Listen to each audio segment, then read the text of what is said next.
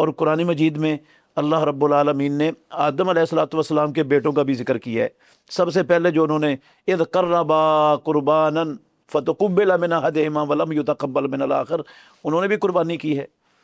تو قربانی اہمیت تو اس کی اسلام میں، کتاب اللہ میں، سنت رسول اللہ میں، اللہ اور اس کے رسول کے ہاں بہت زیادہ ہے، لیکن اس کی فضیلت اور اس کا اجر کتنا ہے وہ پروردگار جتنا اجر چاہے گا دے گا۔ جتنا قربانی کرنے والے کے اندر اخلاص ہوگا، جتنی للہیت ہوگی، اتنا زیادہ اس کو اجر اور ثواب ملتا چلا جائے گا۔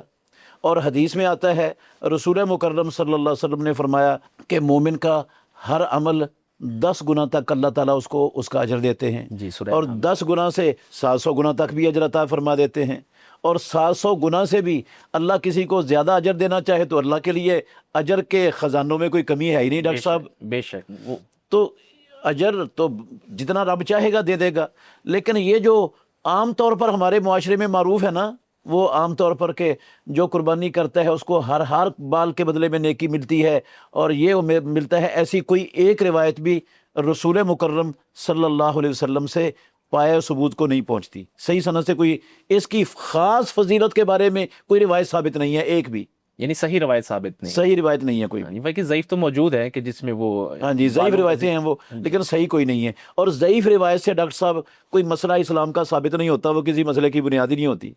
ہاں جی مفتی صاحب بالکل، یہ بحث تو بہرحال موجود ہے کہ ضعیف حدیث جو ہے وہ فضائل اعمال میں تو تحت اسی کے تحت اگر بیان کر دی جائے تو میرے خیال میں کوئی حرج تو ڈاکٹر صاحب ہے نا۔